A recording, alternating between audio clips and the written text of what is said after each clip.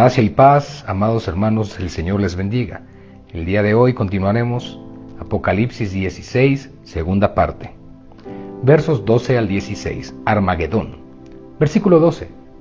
El sexto ángel derramó su copa sobre el gran río Éufrates, y el agua de éste se secó, para que estuviese preparado el camino a los reyes del oriente. Curiosamente, el río Éufrates significó el límite oriental del territorio que Dios le dio a Israel, Génesis 15:18 y Deuteronomio 1:7 y Josué 1:4, así como el límite oriental del Imperio Romano. El sexto ángel arroja su copa sobre el gran río oriental llamado Éufrates para que se secara. Tal acción parece complementaria con la sexta trompeta de capítulo 9, versos 13 al 19.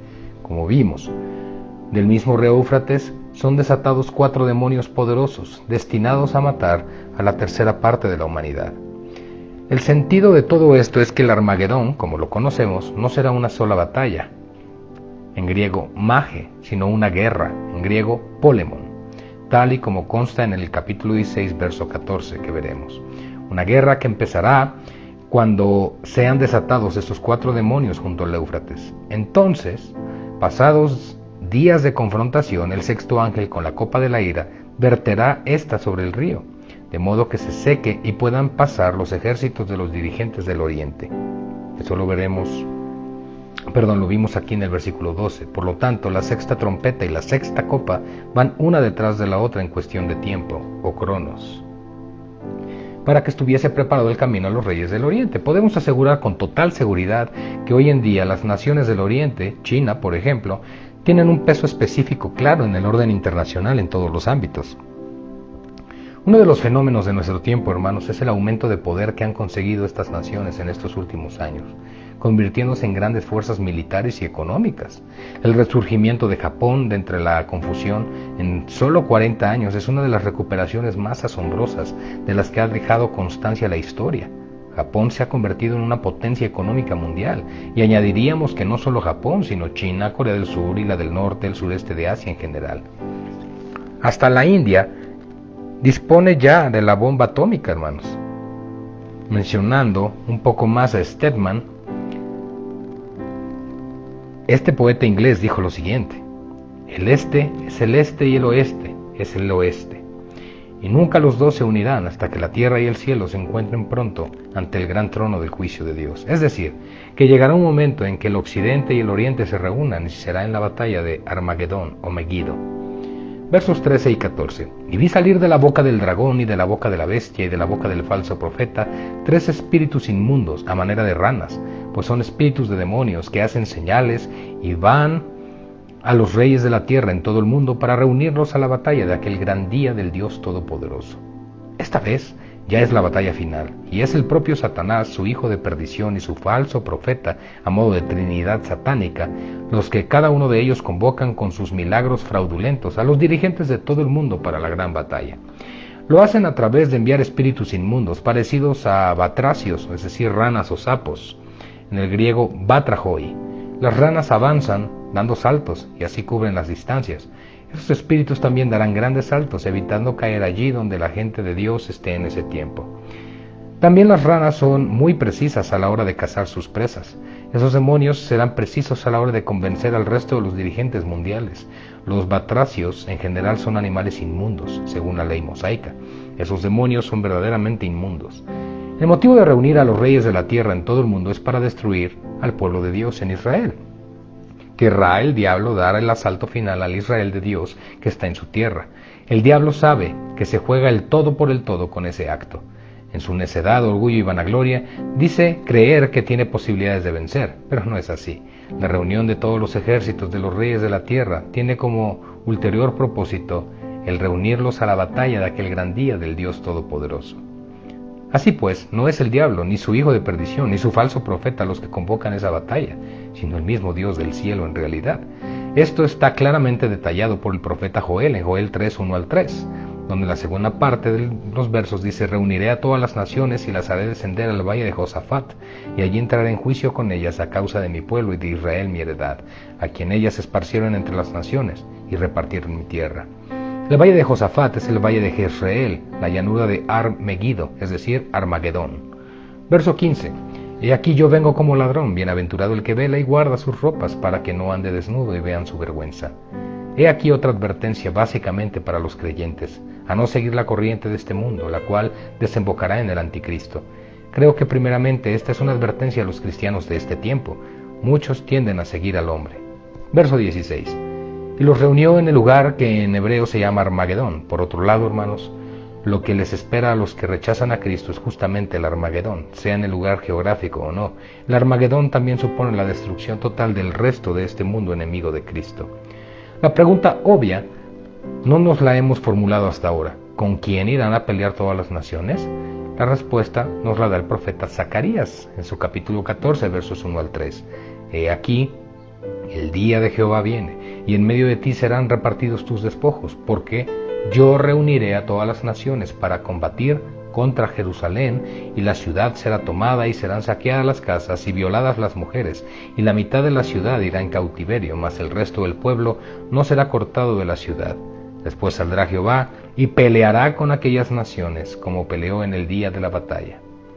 A consecuencia de la gran apostasía que se manifestará, hermanos, en Israel, es decir, la multitud de judíos que decidirán seguir a la bestia anticristo, antes que a su Dios y a su verdadero Mesías, Dios vendimiará las uvas, fruto de la vid, que como vimos es símbolo de Israel, en Apocalipsis 14, versos 17 al 20.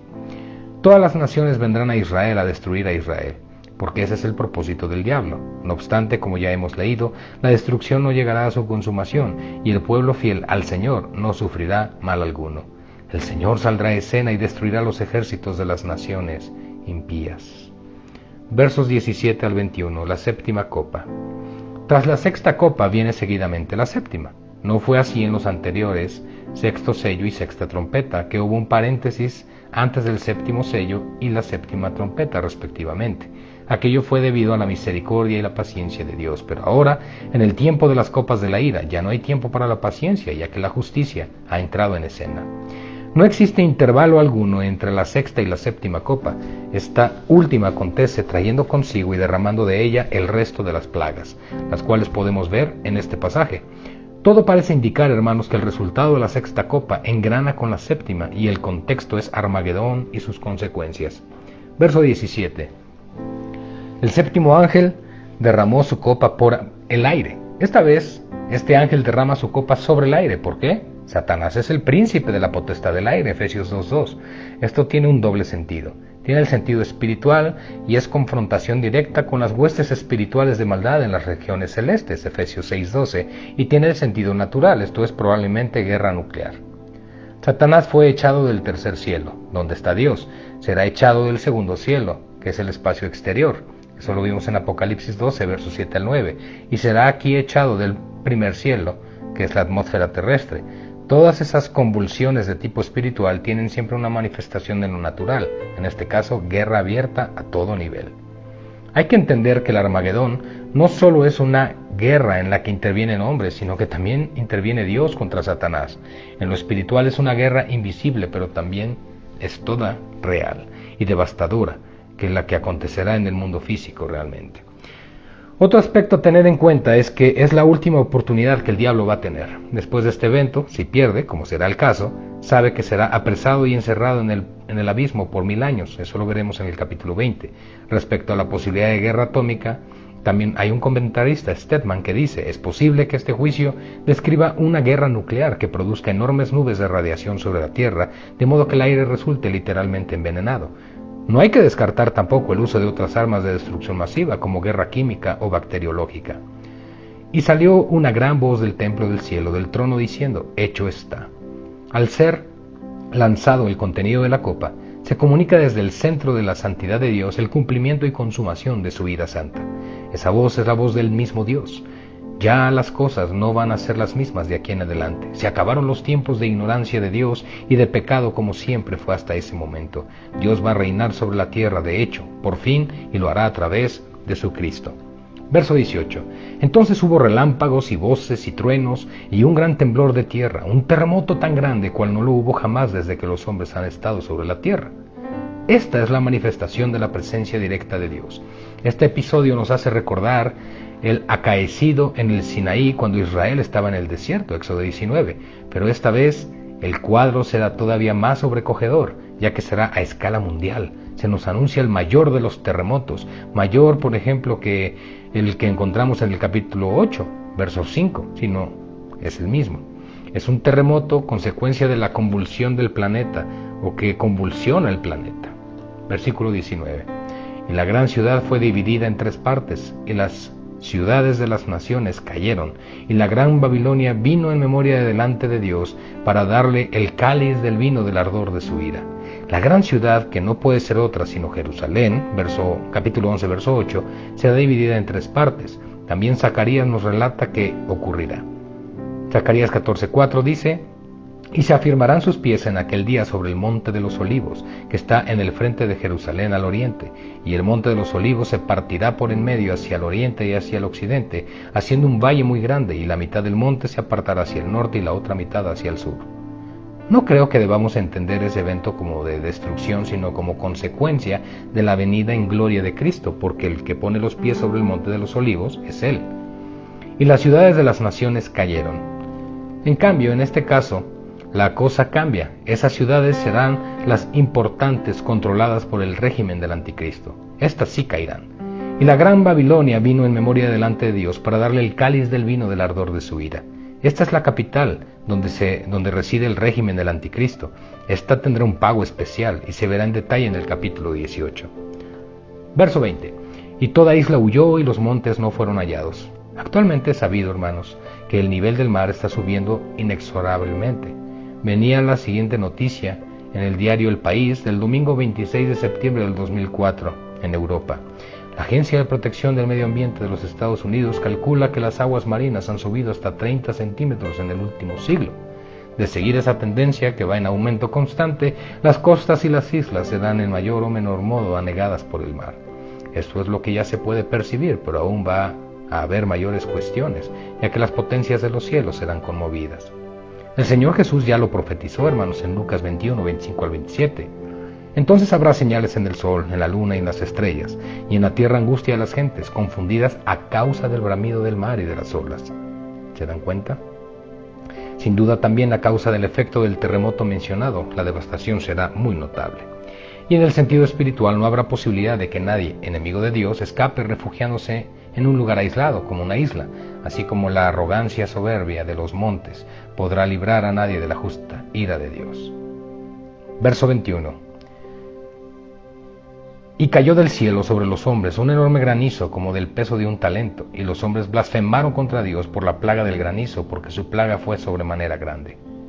En la ley mosaica, o ley de Moisés, los pecadores que pecaban grave y conscientemente eran apedreados hasta morir. La mujer adúltera de Juan 8, versos 1 al 11, iba a ser apedreada por una turba muy justa en su propia opinión. Esta vez va a ser el mismo Dios el que va a apedrear a una humanidad impía e impenitente. Lo hará con grandes bloques de granizo de un peso de unos 45 kilogramos. La respuesta de los hombres no será la de arrepentirse humillándose ante Dios, sino la de blasfemar a aquel que puede librar del mal. Y es que en ese tiempo, y como ya podemos más que atisbar, la humanidad, sobre todo la del llamado primer mundo, se habrá endiosado, el que se cree Dios. Enseñanza abiertamente clara de la llamada nueva era, que tanto gusta a tantos, menosprecia al verdadero Dios, como le ocurrió a Faraón. Este es el terrible mal que está surgiendo en estos tiempos, tiempos finales, preludio de las cosas que han de suceder después de estas. Hasta aquí la lectura del día de hoy. Que el Señor los bendiga.